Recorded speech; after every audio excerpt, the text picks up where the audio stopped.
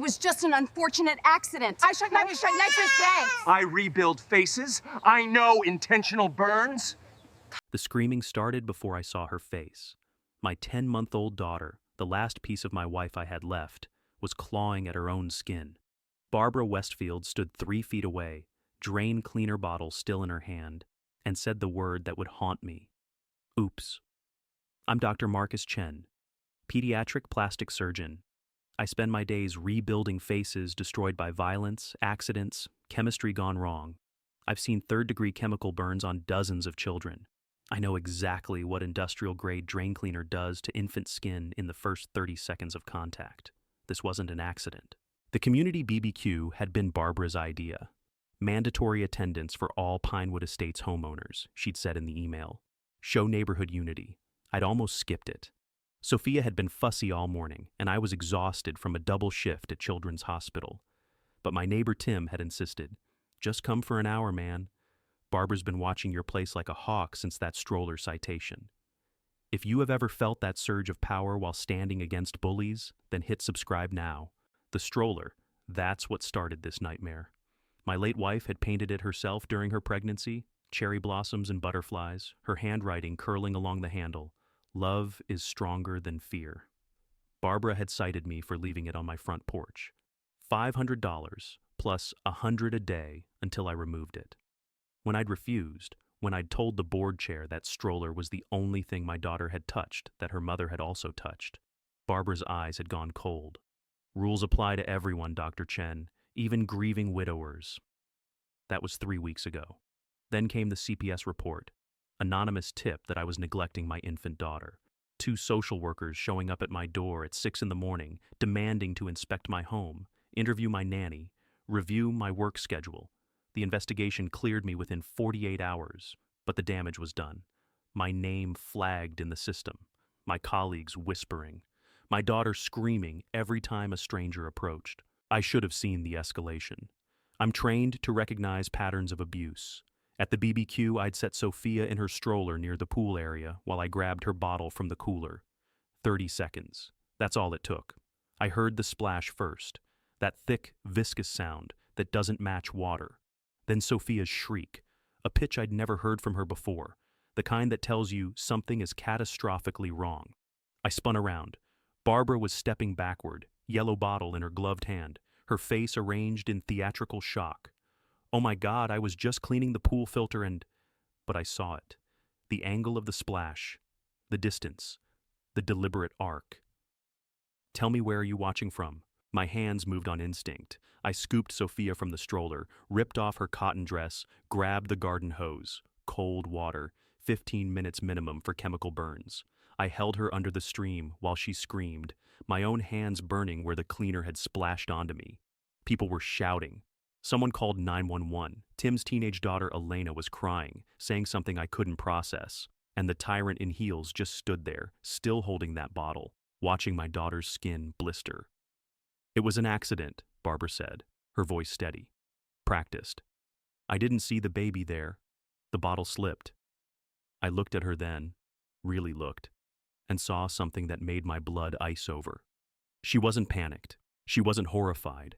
She was satisfied. That's when I understood. This wasn't about HOA rules or property standards or neighborhood aesthetics. This was about power, about what happens when someone dares to challenge the enforcer in crimson, the woman who'd ruled Pinewood Estates for 9 years with an iron fist and a citation book. She'd just declared war on a man who saves children's faces for a living. She had no idea what she'd started. The ambulance ride to Children's Hospital took 12 minutes. I counted every second while holding gauze pads soaked in saline against Sophia's face. The paramedics knew me. I'd worked with this crew on 3 different pediatric trauma cases. They didn't ask questions. They just moved fast. Dr. Chen, her vitals are stable, the lead paramedic said. You did everything right with the immediate flush. Everything right. The words felt hollow. I was a surgeon who specialized in reconstructing faces damaged by burns, accidents, violence.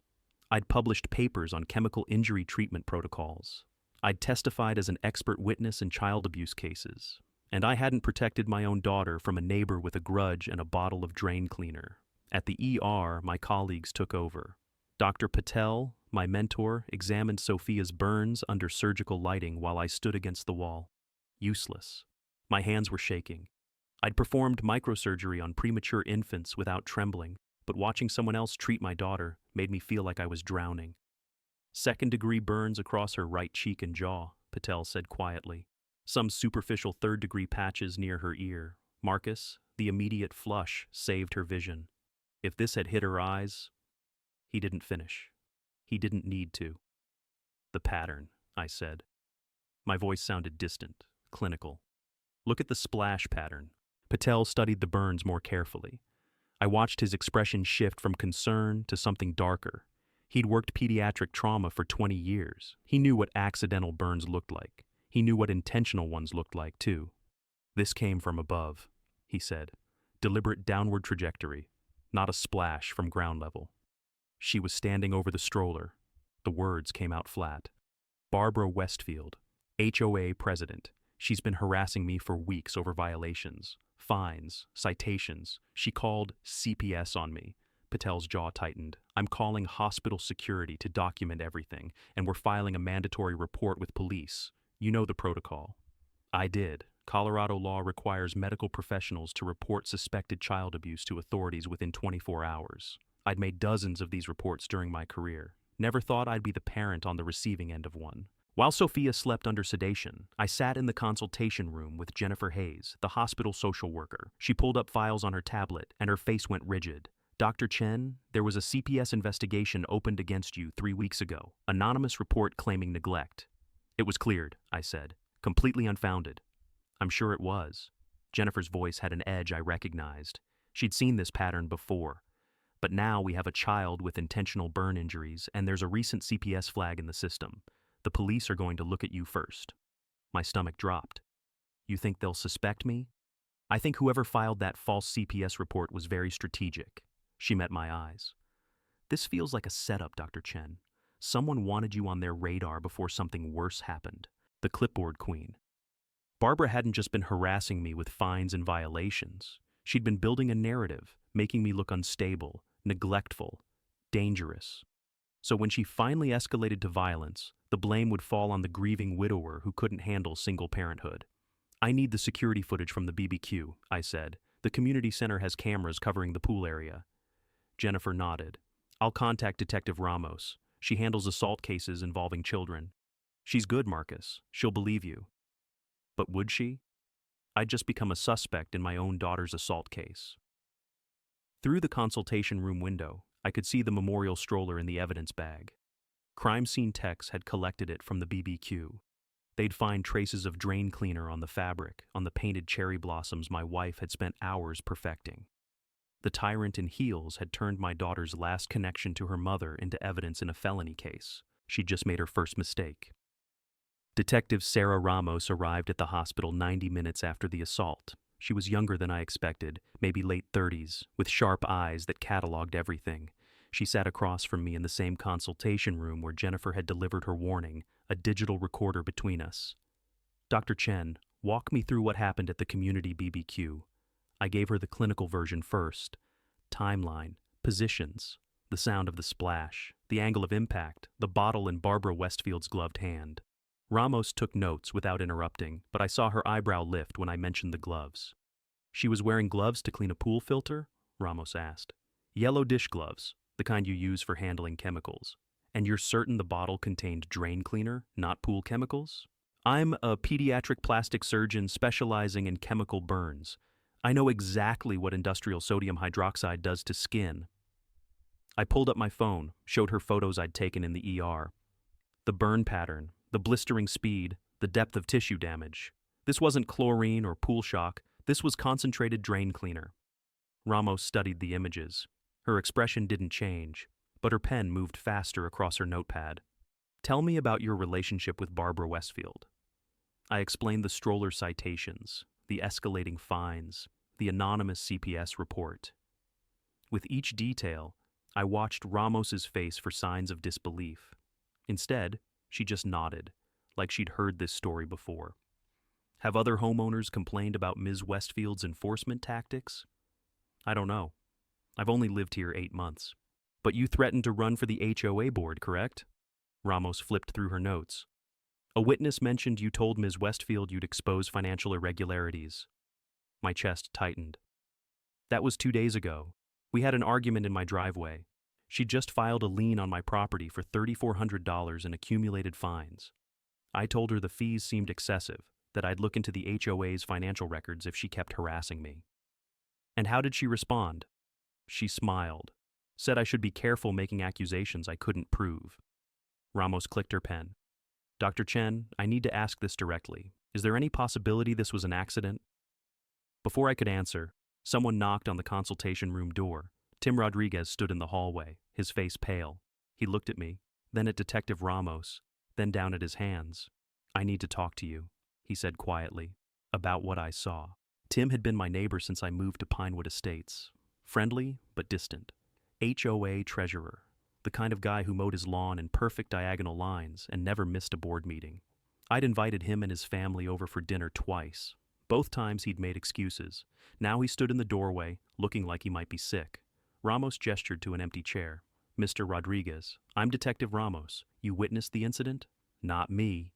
Tim's voice cracked. My daughter, Elena. She was standing by the snack table when it happened. And what did Elena see? Tim's hands were shaking. He clasped them together, knuckles white. She saw Barbara walk up to the stroller, saw her look around first, make sure Dr. Chen was facing away. Elena said, he swallowed hard. She said the board chair unscrewed the bottle cap before she got close to the baby. The room went silent. Your daughter witnessed premeditation, Ramos said slowly. Tim nodded. His eyes were wet. Elena's 16. She's terrified. Barbara knows things about our family. Things that could... He stopped, glanced at me, then away. Things that could destroy us. But Elena's been having nightmares since yesterday. She can't stop seeing that baby's face. I leaned forward. Tim, what does the clipboard queen have on you? He wouldn't meet my eyes. I can't.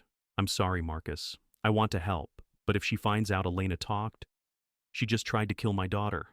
I know. Tim stood abruptly, backing toward the door. I know, and I'm sorry, but I have to protect my family too. He left before either of us could stop him. Ramos watched him go, her expression unreadable. Then she turned to me. Dr. Chen, I think you need a lawyer, and I think we need to find out what Barbara Westfield is really hiding. Sophia came home from the hospital 3 days later with half her face wrapped in specialized burn dressings. The pediatric nurses had taught me how to change them. Sterile technique, silver sulfadiazine cream, non-stick gauze layers. I'd performed these procedures on hundreds of patients. Doing it to my own daughter while she whimpered made my hands shake every time. The morning after we got home, I found an envelope taped to my front door. No stamp, hand-delivered. Inside was a single sheet of HOA letterhead and a bill for $8,200. Additional violations observed during your absence. Lawn exceeding 3.5 inches. Citation, Offer 4077. Trash bins visible from street on non-collection day. Citation number 4478.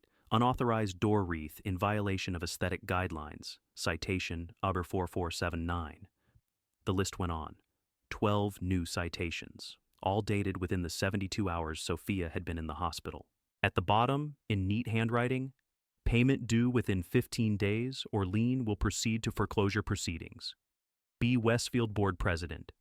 I stood on my porch, staring at that signature. The enforcer in crimson wasn't backing down. She was doubling down, accelerating, trying to bury me in violations and fees before the criminal investigation could touch her. My phone buzzed. Detective Ramos. Dr. Chen, we have a problem. Barbara Westfield filed a counter-complaint this morning. She's claiming you've been harassing her for weeks, that you made threatening statements about her family, and that the incident at the BBQ was your fault, that you left your infant unattended near an active pool maintenance area. That's insane. She threw drain cleaner on my daughter. I know, but she's got 3 HOA board members backing her statement.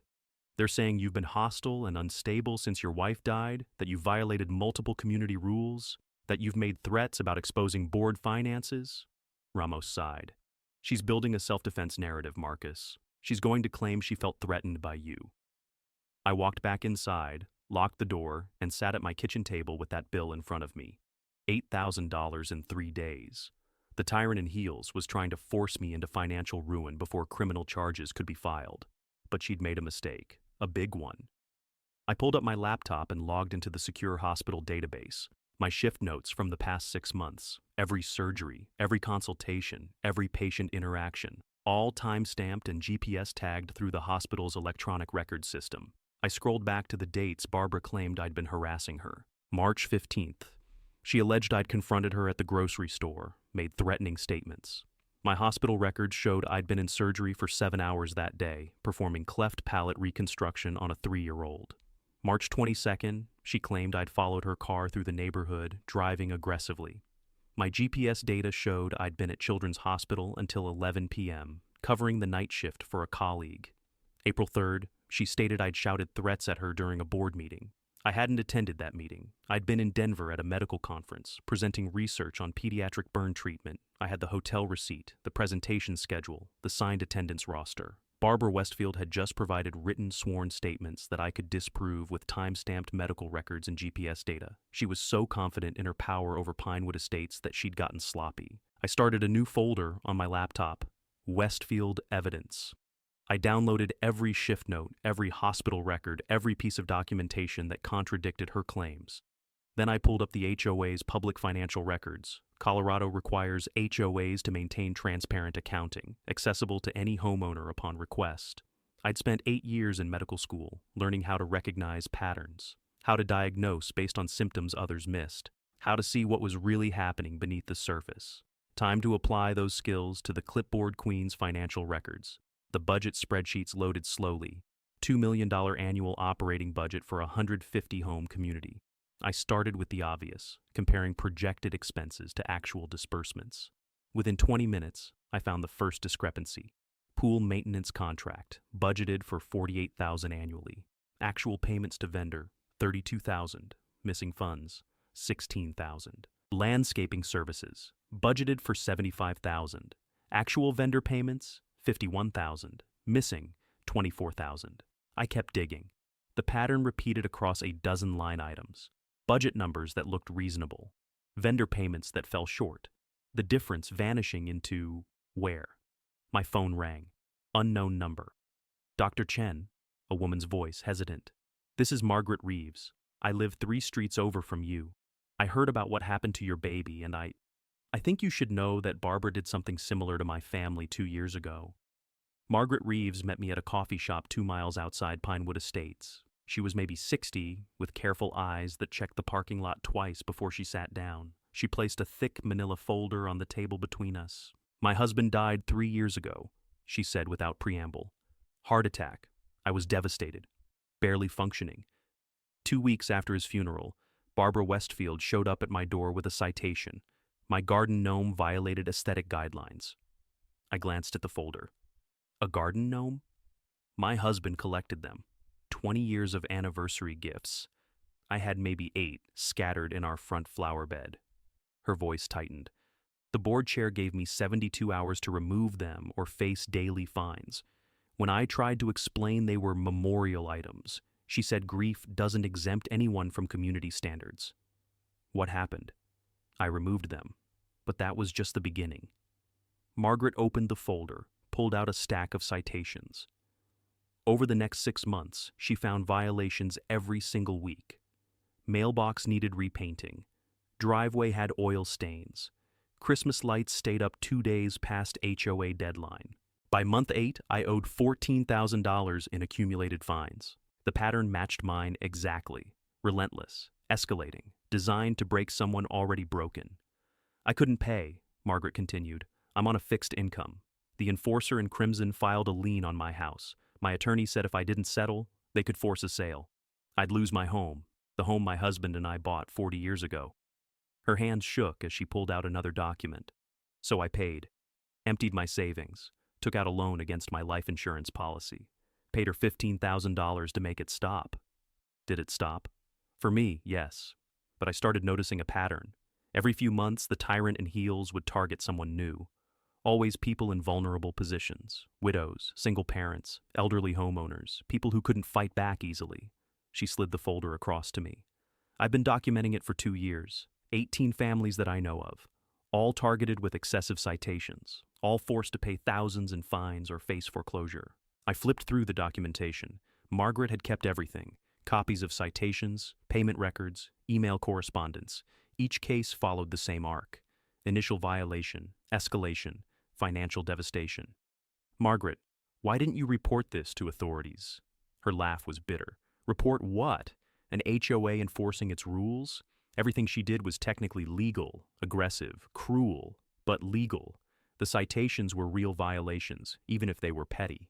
The fines were in the bylaws, even if they were excessive. She never explicitly threatened anyone. She just crushed people with paperwork until they broke. Until me," I said quietly. "Until you fought back. And then she escalated to violence." Margaret's eyes filled.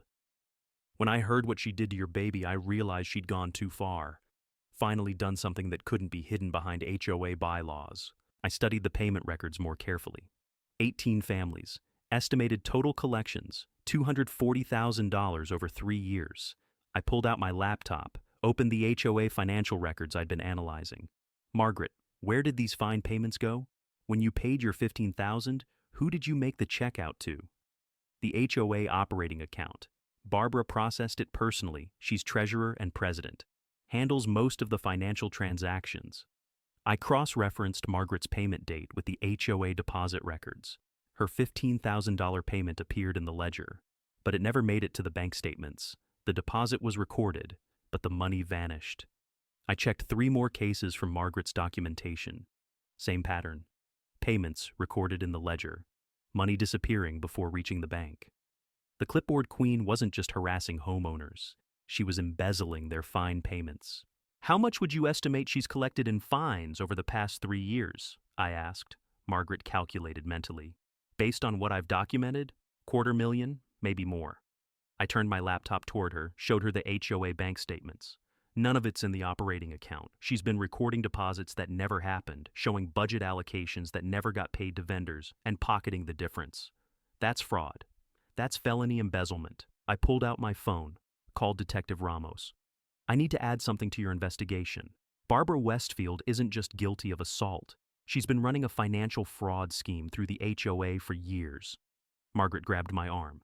"Dr. Chen, if you expose this, she'll come after everyone who paid her. She'll claim we're lying, making false accusations.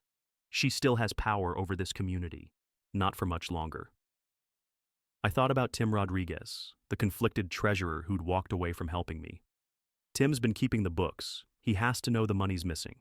Either he's complicit, or the enforcer in Crimson has been hiding it from him too.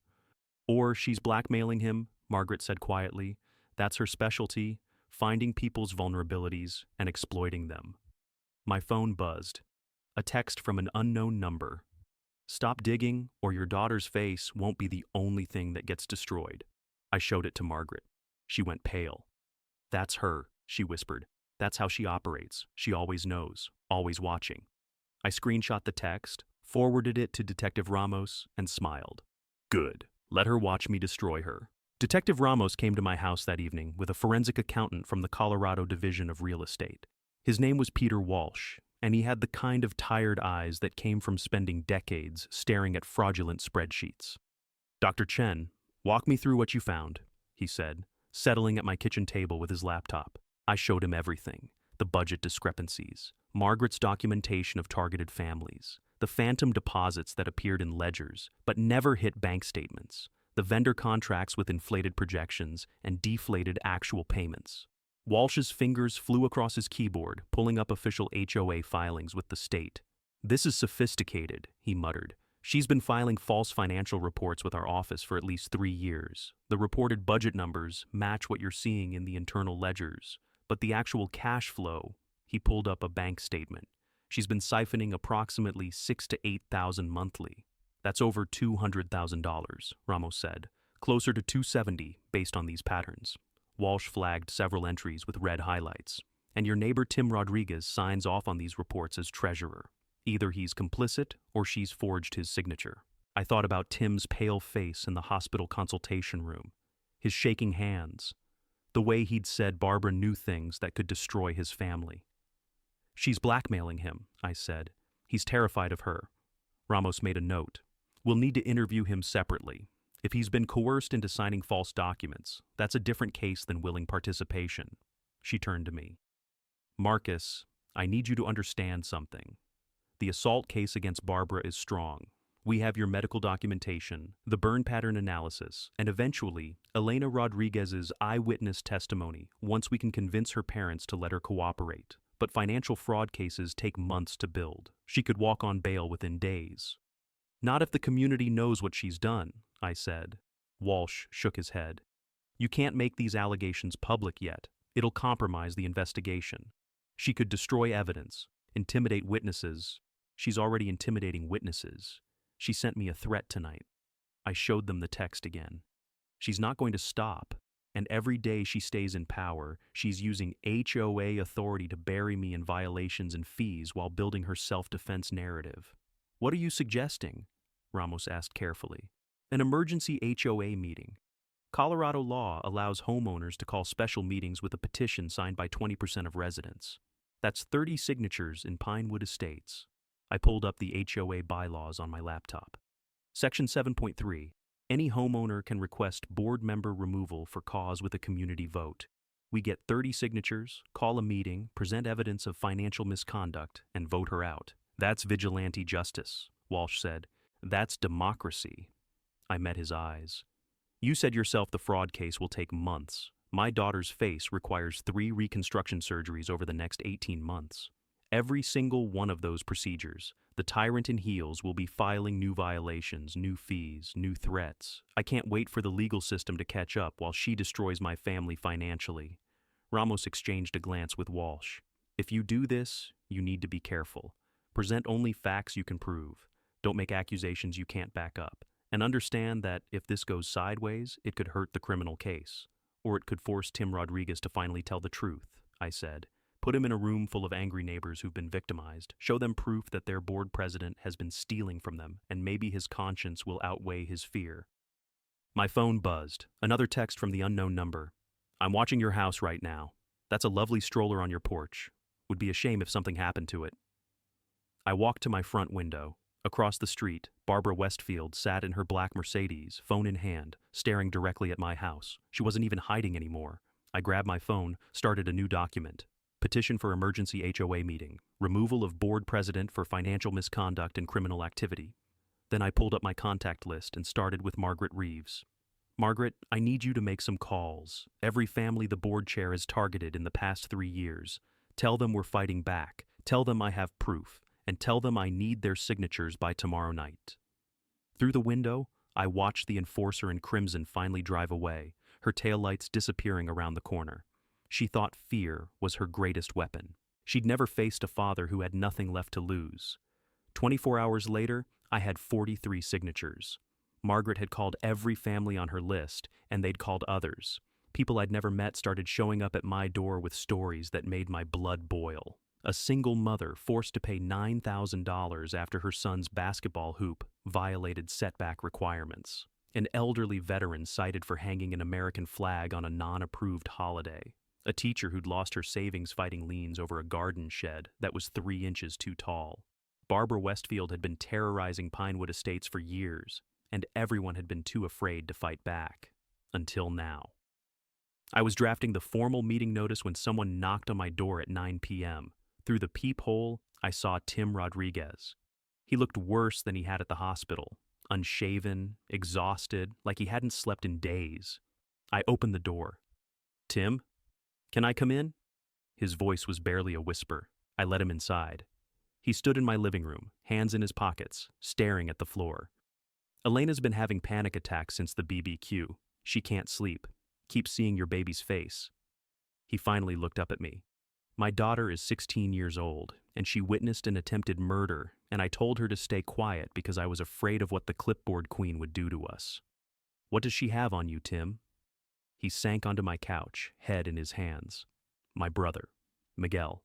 He came here from Mexico 12 years ago on a visa that expired. He's been living with us ever since, working construction, paying taxes under my social security number, helping raise my kids while my wife and I both work. His voice cracked. Barbara found out 6 months ago. She saw him at our house, ran a background check somehow, and confronted me. Said if I didn't sign whatever financial documents she put in front of me, she'd report him to ICE. The pieces clicked into place. Tim was the HOA treasurer. Every fraudulent financial report had his signature on it. She's been using you to legitimize her embezzlement, I said. I know. God, I know. Tim looked at me with red-rimmed eyes. I've been signing those reports for months, watching her steal from our neighbors, hating myself every single day. But Miguel has 3 kids, my nieces and nephews. If he gets deported, those kids lose their father. My sister-in-law can't support them alone. Tim, she assaulted my infant daughter. She's not going to stop with threatening your brother. She'll find more leverage, more ways to control you. I know that now. He pulled out a folder from inside his jacket. That's why I'm here. These are the real financial records, the ones she keeps separate from the official HOA ledgers, bank statements, wire transfers, everything. He handed me the folder with shaking hands. She keeps them in a locked filing cabinet in her home office. I broke in tonight, while she was at some HOA enforcement committee meeting. I stared at him. You broke into Barbara Westfield's house? She has cameras. She's probably already seen the footage. But I don't care anymore. My daughter can't sleep because she's terrified of that woman. My brother's already packing to leave. He says he'd rather self-deport than let me keep compromising myself. Tim's voice turned hard. The tyrant in heels has stolen almost $300,000 from this community. She's destroyed families. She maimed your baby. And I've been helping her do it because I was too scared to stand up. I opened the folder. Inside were bank statements for an account I'd never seen in the HOA records. Sierra Personal Holdings, LLC. Deposits ranging from $5,000 to $15,000, all dated to match major HOA fine collection periods. Withdrawals to casinos, luxury retailers, a mortgage payment on a property in Aspen. She's been gambling, Tim said. Started small, then couldn't stop. The embezzlement was covering her losses. When that wasn't enough, she started targeting vulnerable homeowners, people she could squeeze for bigger fines. How long have you known? Since the beginning. I'm the treasurer. I see every transaction. But she had Miguel, so He couldn't finish. I studied the bank records more carefully. The account was in Barbara's name, but the deposits came from something called PM Collections. I pulled up my laptop, searched the business registration database. PM Collections was registered to Barbara Westfield, a debt collection agency she'd created specifically to funnel HOA fines into her personal account. She'd been running a shell company, collecting fines as an outside contractor, then paying herself instead of depositing the money into HOA accounts. This isn't just embezzlement, I said slowly. This is organized fraud, wire fraud, potentially RICO charges if we can prove pattern and conspiracy. Tim went pale. I signed documents, financial reports. If she goes down, I go down with her. Not if you cooperate with investigators, not if you testify that she coerced you. I met his eyes. Tim, I'm calling an emergency HOA meeting. Tomorrow night. I'm going to present evidence of her crimes and call for a vote to remove her from the board. I need you there. I need you to tell everyone the truth. She'll destroy me. She's already destroyed you. The question is whether you're going to let her destroy your daughter too. I thought about Elena's face in the hospital, her tears as she'd tried to tell Detective Ramos what she'd witnessed.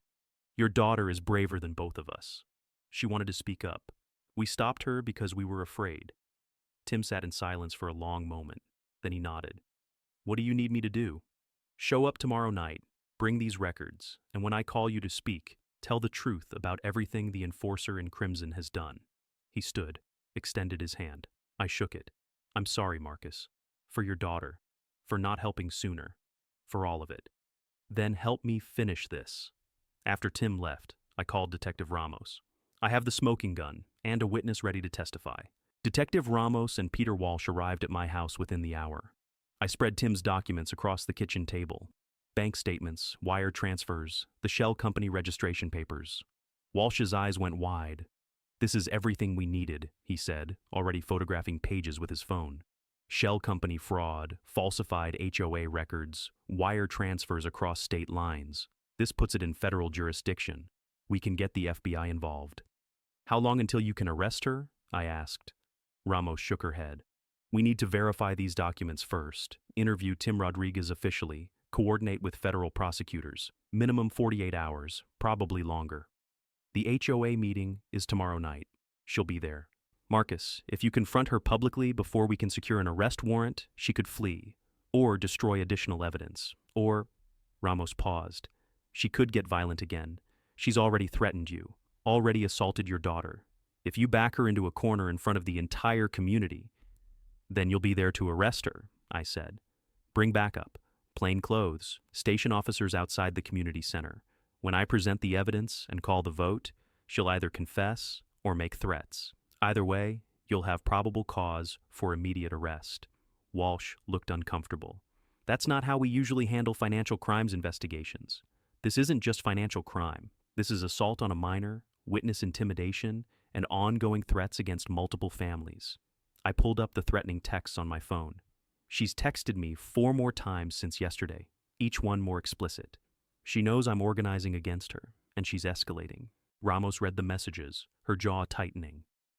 These constitute criminal threats, combined with the assault charge and the financial evidence. She looked at Walsh. We could make a case for immediate arrest on the threats alone, then add the fraud charges. Do it at the meeting, I pressed. Let the community see her taken into custody. Let every family she's victimized watch her lose her power in real time. That's the only way people will feel safe enough to come forward with their own stories. Ramos considered this. If we do this, you follow my instructions exactly.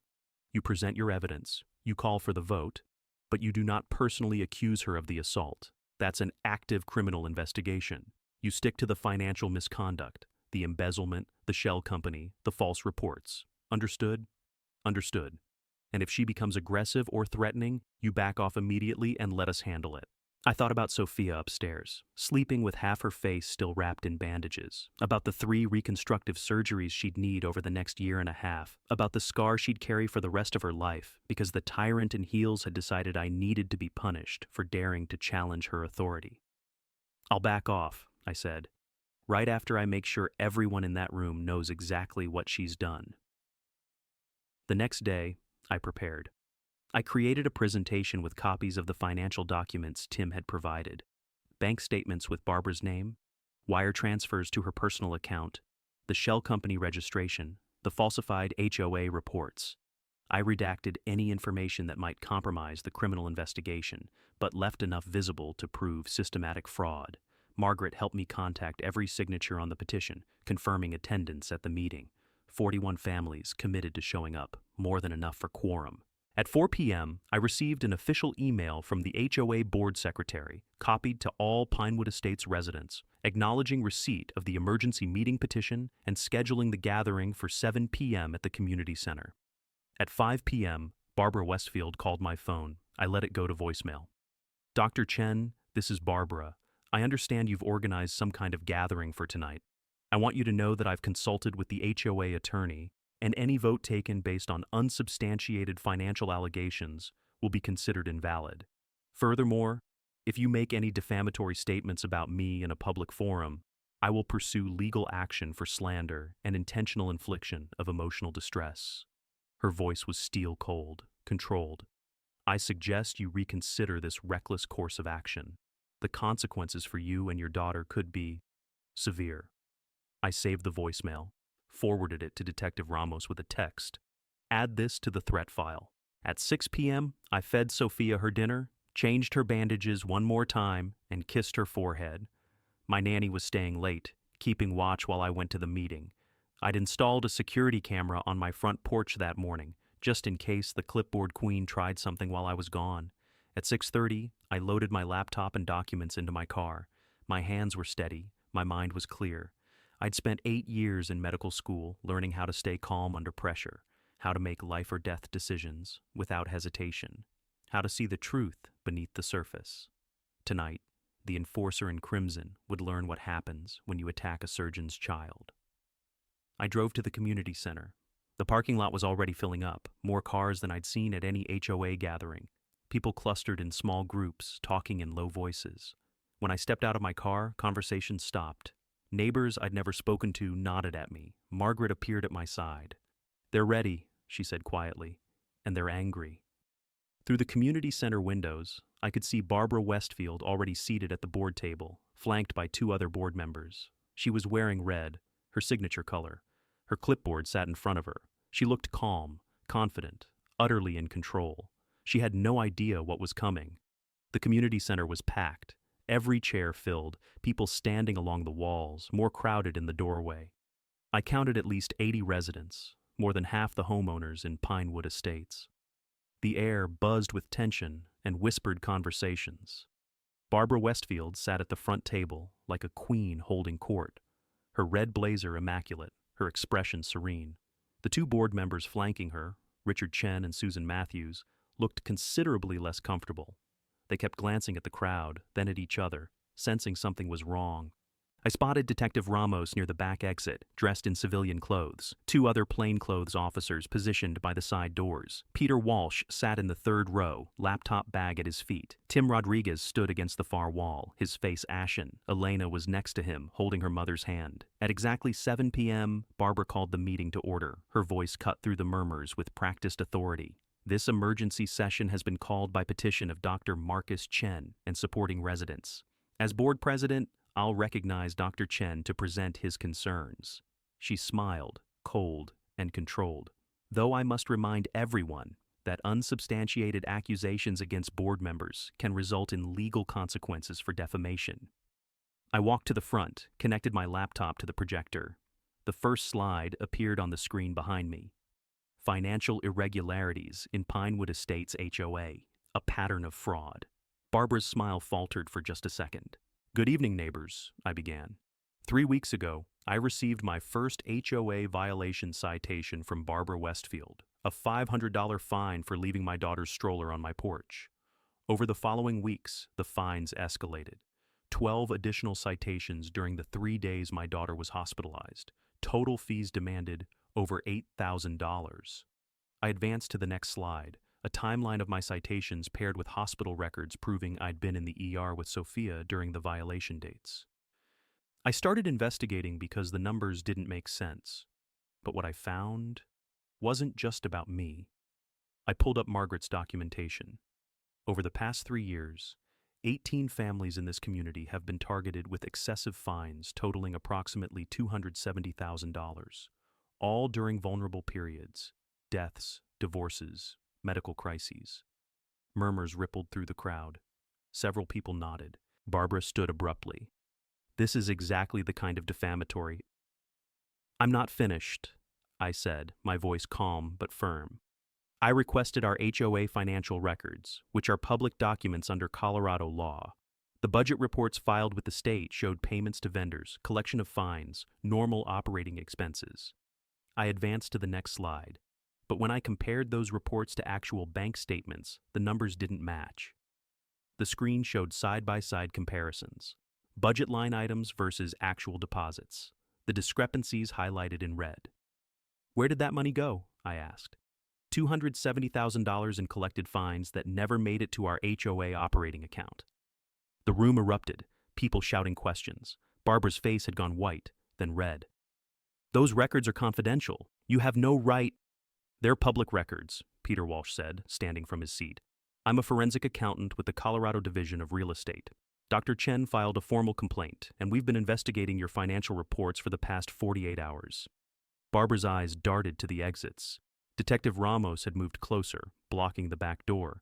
I pulled up the final slides, screenshots of the Sierra Personal Holdings bank account, the PM Collections shell company registration, wire transfers with Barbara's signature. "Barbara Westfield created a fake debt collection company," I said. "She collected HOA fines through this company, then transferred the money to her personal account. She falsified HOA reports to hide the theft, and she coerced our treasurer, Tim Rodriguez, into signing those false reports by threatening his family." Every head turned to Tim. He stepped forward, his voice shaking. "It's true. Everything Dr. Chen said is true. The board chair has been embezzling from this community for 3 years. She blackmailed me into staying silent by threatening to report my brother to immigration authorities. I signed documents I knew were fraudulent because I was afraid of what she'd do to my family." He looked directly at Barbara. "But I'm not afraid anymore." Barbara's composure finally cracked. "You have no idea what you've done. Any of you. Tim, when they investigate this, they'll find your signature on every single fraudulent report. You'll go to prison right alongside me." "Actually, he won't," Detective Ramos said, moving to the front of the room. She held up her badge. "Mr. Rodriguez has agreed to cooperate fully with our investigation in exchange for immunity. He's been extremely helpful."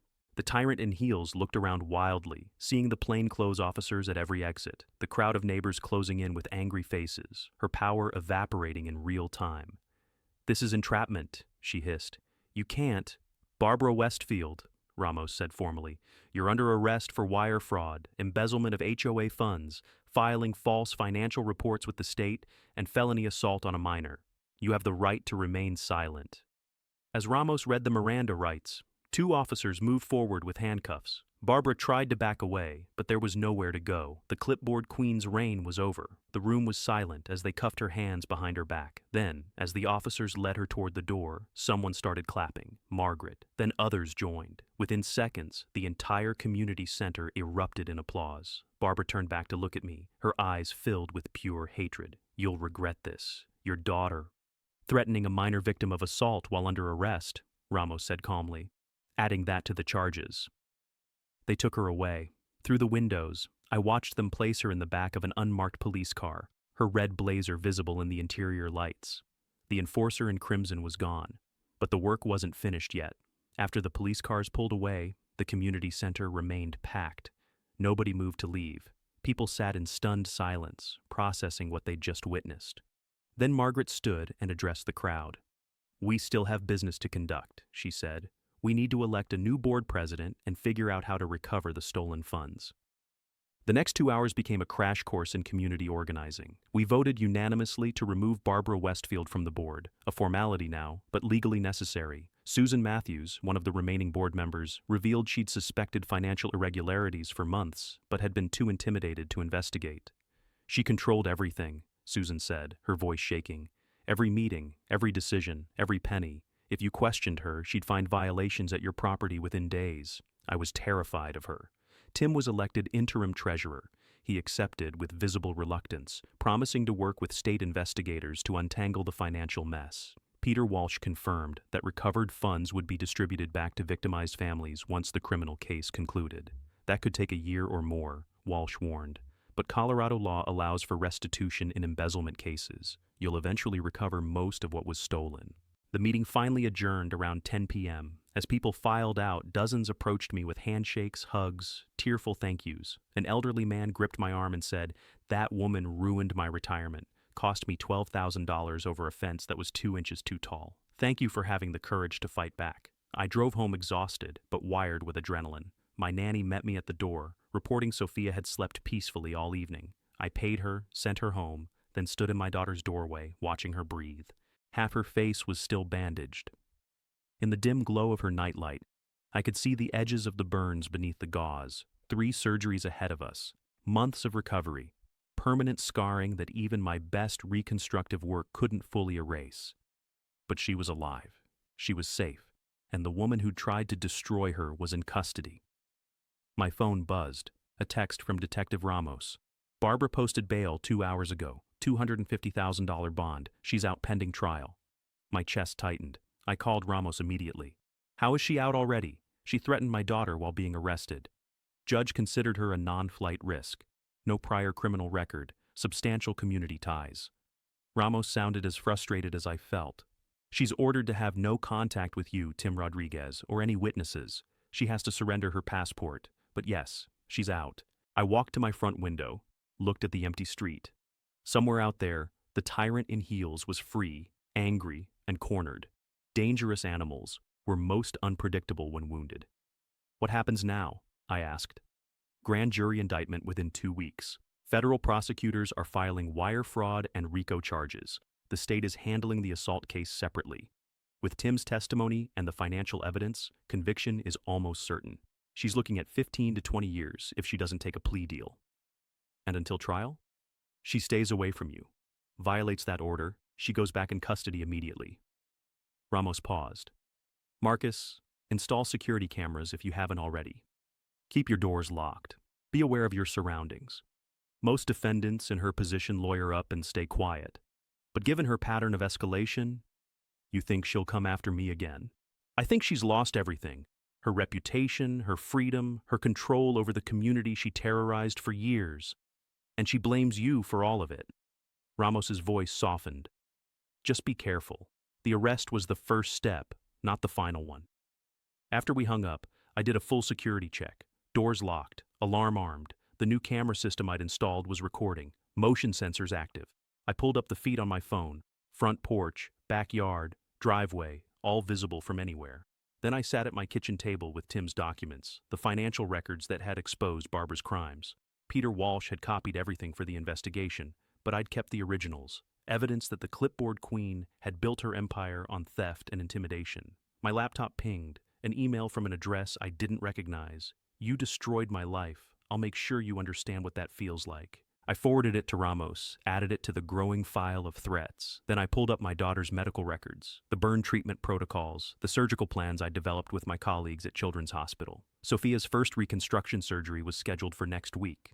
Skin grafting to minimize scarring, tissue expansion to restore facial contours, nerve repair to prevent long-term sensory damage.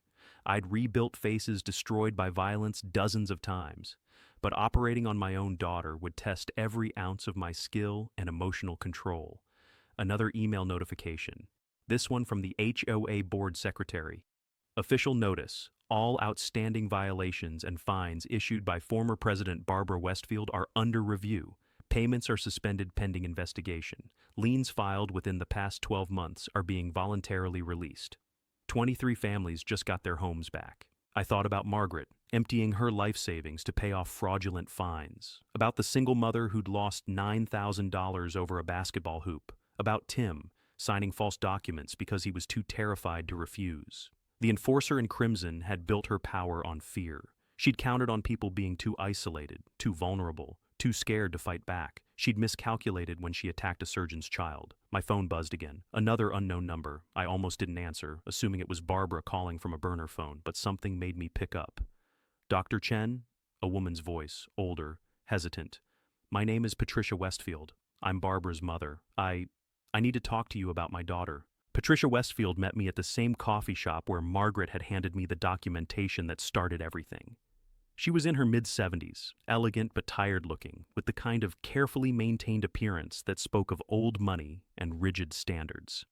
"Thank you for agreeing to see me," she said, settling across from me. "I know my daughter has done terrible things to you and your baby. I'm not here to excuse her behavior or ask for mercy. Then why are you here?" Patricia pulled out a leather-bound journal, placed it on the table between us. "Because you need to know what she's capable of when she feels cornered. And right now, she's more cornered than she's ever been." I didn't touch the journal. "Mrs. Westfield, your daughter is out on bail with a no-contact order. If she violates it, she will." Patricia's voice was flat, certain. "Barbara has always been fixated when she loses control. It started when she was young. If another child had a toy she wanted, she'd take it, hide it, sometimes destroy it, rather than let the other child keep it." She pushed the journal closer. "This is her diary from when she was 15. Her psychiatrist asked me to keep it after the incident." "What incident?" "A classmate was chosen as homecoming queen instead of Barbara. The girl was everything Barbara wasn't. Popular, kind, effortlessly confident. 3 days before the dance, someone poured drain cleaner on the girl's custom dress while it hung in the school costume shop." Patricia's eyes filled with tears. "They couldn't prove Barbara did it. She had an alibi. She was with me at dinner. But I found the receipt from the hardware store in her bedroom. She'd bought industrial-strength drain cleaner the day before." My blood went cold. "She's done this before. She's escalated throughout her life, always targeting people she perceived as threats to her control or status. In college, a roommate who challenged her had her laptop destroyed, hard drive corroded with acid. Barbara claimed she'd spilled cleaning supplies accidentally. After graduate school, a coworker who got a promotion Barbara wanted had her car's paint job ruined. Same chemical pattern." Patricia opened the journal, showed me pages of teenage handwriting. She writes about it, how certain people need to learn their place, how she's teaching lessons to those who don't respect her authority. I thought about Sophia's burns, the deliberate downward trajectory, the premeditation. "Why are you telling me this now?" "Because last night, after she posted bail, she came to my house. She was different, calm in a way that frightened me. She said you'd taken everything from her, her reputation, her freedom, her power. She said you need to understand what real loss feels like. Patricia's hand shook. She mentioned your daughter specifically, said the first surgery wasn't enough, that permanent lessons require permanent reminders. I stood up so fast my chair scraped backward. I need to call Detective Ramos. Wait, Patricia grabbed my arm. There's more. Barbara has been planning something. She mentioned having insurance that would protect her even if the criminal case went forward. She said she had documentation of other people's secrets, Tim Rodriguez's brother, another board member's tax fraud, a neighbor's affair. She's been collecting leverage on everyone in that community for years. Blackmail material. She kept files in her home office, detailed records of everyone's vulnerabilities. When the police searched her house after the arrest, they didn't find them. She must have moved everything before they could secure a warrant. Patricia pulled out her phone, showed me a photo. This is her storage unit. I have the access code. I think that's where she's keeping everything. The blackmail files, financial records she didn't want investigators to find, maybe even evidence related to your daughter's assault. I studied the photo. Why would you give me this? She's your daughter. Because she needs to be stopped, permanently, before she hurts anyone else. Patricia's voice broke. I've spent 52 years making excuses for her behavior, cleaning up her messes, pretending the pattern wasn't there. But when I heard what she did to your baby, she wiped her eyes. That could have been my granddaughter if I'd had other children. That could have been any child. Barbara doesn't see people anymore. She sees obstacles and threats. I called Detective Ramos, explained the situation.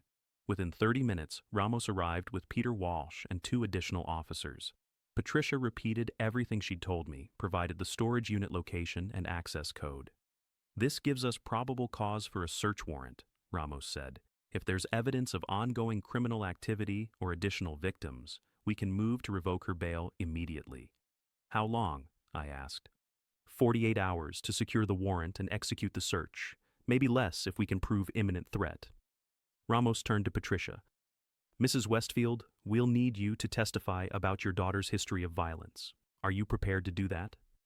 Patricia nodded, her face pale but resolute. I should have done it years ago. Maybe if I had, your daughter wouldn't be facing reconstructive surgery right now. After they left to begin the warrant process, I sat alone in that coffee shop with Barbara's teenage diary open in front of me.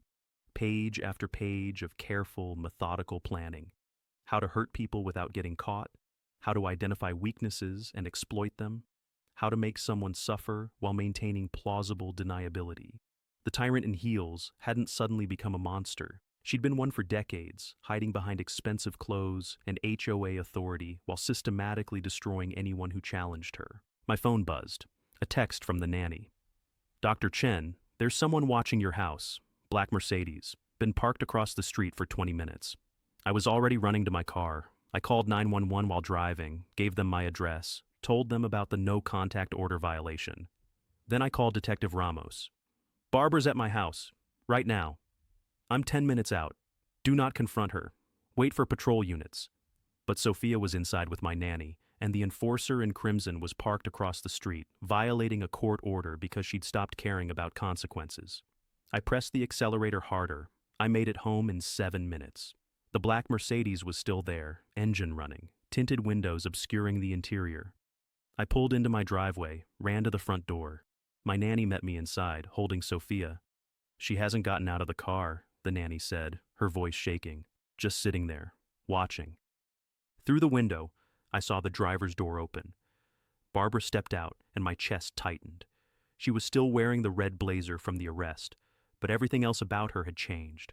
Her hair was disheveled, her makeup smeared. She moved with jerky, agitated energy that set off every alarm in my head. She started walking toward my house. I handed Sophia to the nanny. Take her upstairs. Lock the bedroom door. Don't come out until I tell you it's safe. The nanny disappeared up the stairs as I stepped onto my front porch. Barbara stopped at the edge of my property line, swaying slightly.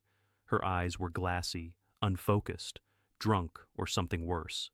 You destroyed me, she said, her voice slurred but venomous. Everything I built, everything I worked for, gone because you couldn't follow simple rules. You're violating a no-contact order, I said, keeping my voice steady. Police are on their way. Leave now, and maybe they'll go easy on you." She laughed. A sharp, broken sound. "Easy on me? I'm facing 20 years in prison because you turned my own community against me. Because you convinced Tim to betray me. Because you couldn't just accept your place." "My place?" Anger flared through me. "You threw drain cleaner on my infant daughter's face because I wouldn't remove a stroller from my porch. I was teaching you a lesson." Barbara's voice rose to a shriek. "You doctors, you lawyers, you professionals who move into neighborhoods and think the rules don't apply to you. Someone needs to show you that actions have consequences." Sirens wailed in the distance, getting closer. Barbara heard them too. Her expression shifted, from rage to something colder, more calculating. She reached into her blazer pocket, my muscles tensed, ready to react if she pulled a weapon. Instead, she pulled out a phone, held it up so I could see the screen. A photo of Sophia's hospital room, taken through the window. Recent, Sophia was wearing the pajamas I'd dressed her in this morning. "You took everything from me," the clipboard queen said quietly. "So I'm going to make sure you never forget what that feels like. Every time you look at your daughter's scarred face, you'll remember. Every reconstructive surgery, every procedure, every time she looks in a mirror and asks why she's different from other children. You'll remember that you did this to her by refusing to submit." 2 patrol cars screeched to a halt in front of my house. Officers emerged with weapons drawn. "Put your hands where we can see them." Barbara didn't move. She just smiled at me, that same cold, satisfied smile I'd seen at the BBQ right after she'd attacked Sophia.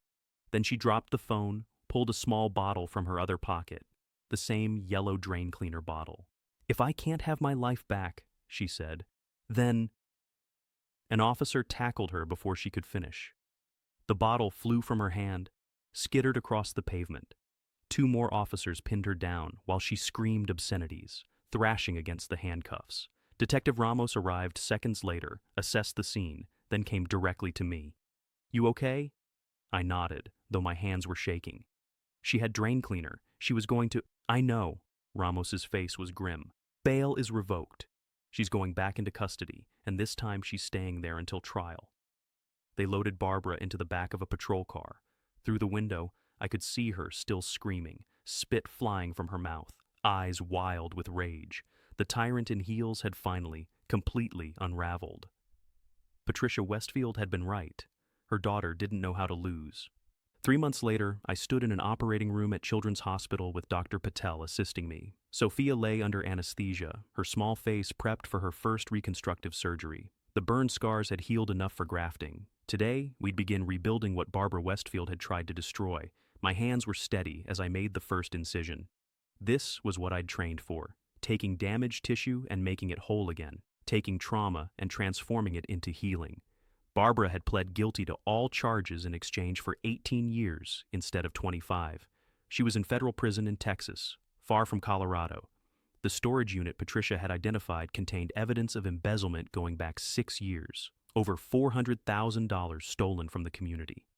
23 families received restitution checks. The HOA elected a new board committed to transparency and fairness. Tim Rodriguez and his brother Miguel found an immigration attorney. They were working through the legal process together, no longer hiding, and Sophia, my beautiful daughter, slept peacefully under my hands while I carefully grafted new skin over her scars, using every technique I'd spent a decade perfecting. The surgery took 4 hours. When I finally stepped back and let Dr. Patel close, I knew we'd done good work. Not perfect. Some scarring would remain, but Sophia would grow up healthy, confident, whole. That evening, I sat in her hospital room while she slept off the anesthesia. The memorial stroller, cleaned, preserved as evidence, then returned to me after the trial, sat in the corner. My wife's painted cherry blossoms still visible, her handwriting still legible. Love is stronger than fear. She'd been right. If you've ever felt powerless against someone abusing their authority, hit subscribe now, share this story, tell someone who needs to hear it. And remember, bullies count on your silence. They count on your fear. They count on you being too isolated to fight back. But when you stand up, when you gather evidence, when you organize your community and refuse to be intimidated, that's when real change happens. That's when tyrants fall.